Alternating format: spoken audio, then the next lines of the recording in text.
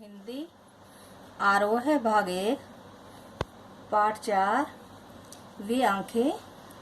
कवि है सुमित्रा नंदन पंत। काव्यखंड है काव्यांश भाग 1। इससे पहले हमने दूसरा पाठ कर लिया था मीरा का।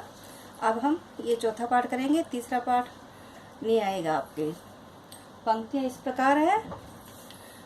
अंधकार की गुहा सरीखी उन आंखों से डरता है मन,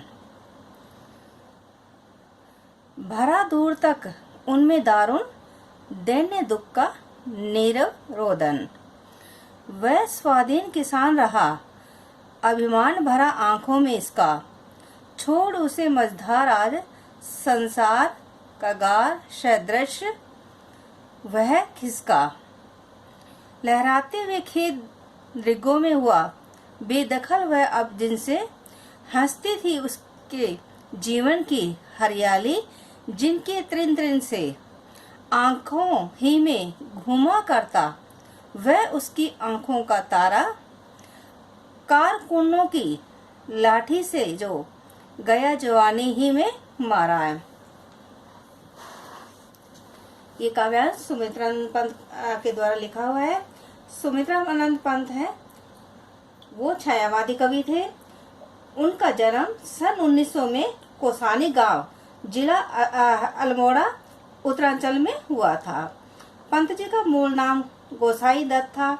इनकी प्रारंभिक शिक्षा कोसानी में तथा उच्च शिक्षा बनारस और इलाहाबाद में हुई।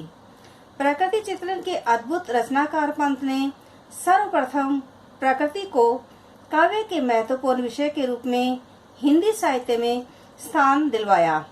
वीणा, ग्रंथि, पल्लव, कला और बूढ़ा चांद, लोकायतन आदि इनकी प्रमुख काव्य कृतियां हैं। चिंतबरा के लिए उन्हें ज्ञानपीठ व कला और बूढ़ा चांद के लिए उन्हें साहित्य अकादमी पुरस्कार से सम्मानित किया गया। उन्होंने रूपाम्ब पत्रिका का संपादन भी किया।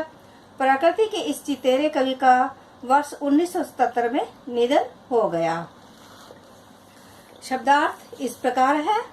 गुहा गुफा, सरीकी यानी समान, दारुण भयानक,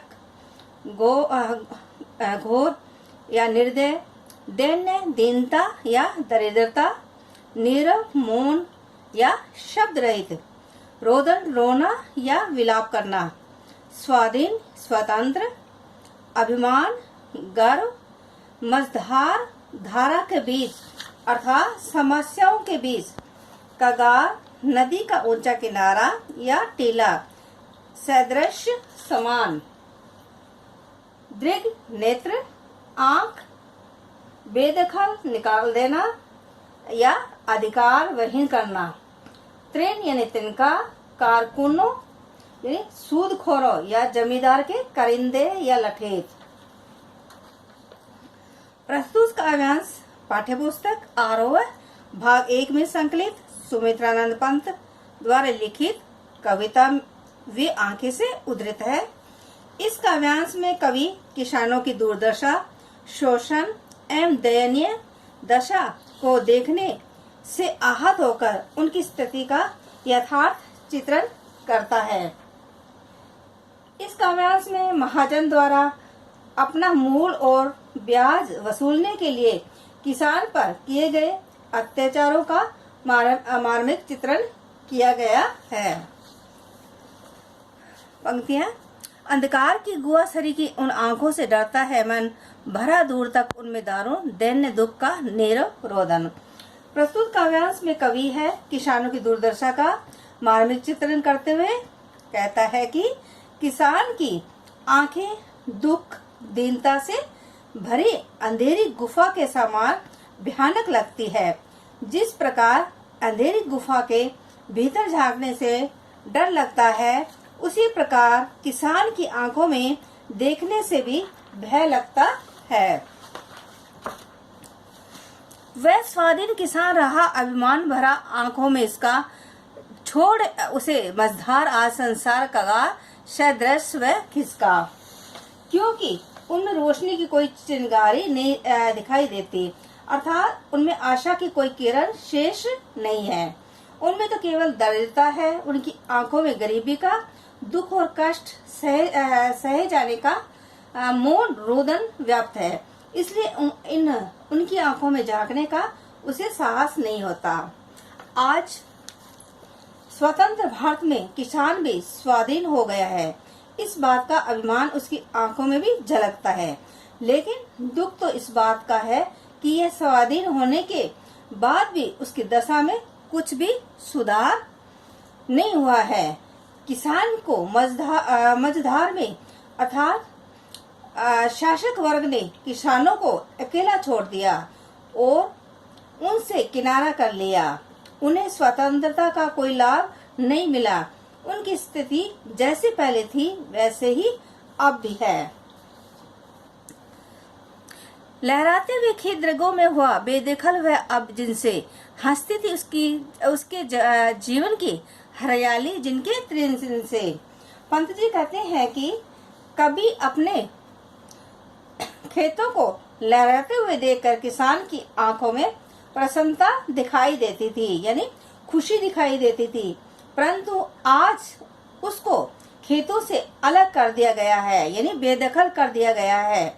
जिन खेतों में फैली हरियाली के तिनकों को देखकर उसका मन खुशी से झूम उठता था।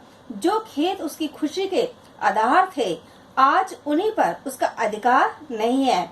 इस प्रकार उसके जीवन की प्रसन्नता है वो समाप्त हो गई है।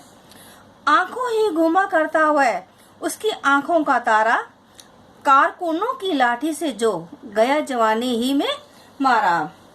आज वही किसान ऐसे हाशिए पर खड़ा है जहां उसका जीवन बिल्कुल नीरस व वीरान हो चुका है।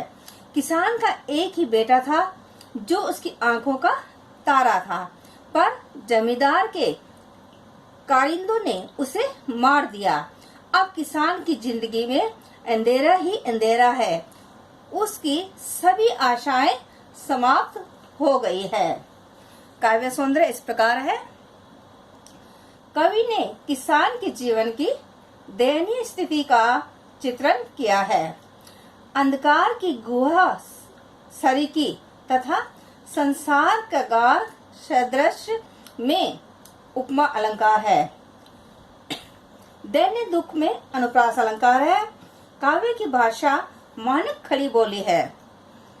काव्य में संस्कृतनिष्ठ शब्दावली का प्रयोग हुआ है, जैसे अंधकार, गुहा, दैन्य, सदृश इत्यादि। जमींदार द्वारा किसान को अपनी जमीन सहित सारी संपत्ति बेचने के लिए बाध्य किए जाने का अत्यंत मार्मिक चित्रण किया गया है।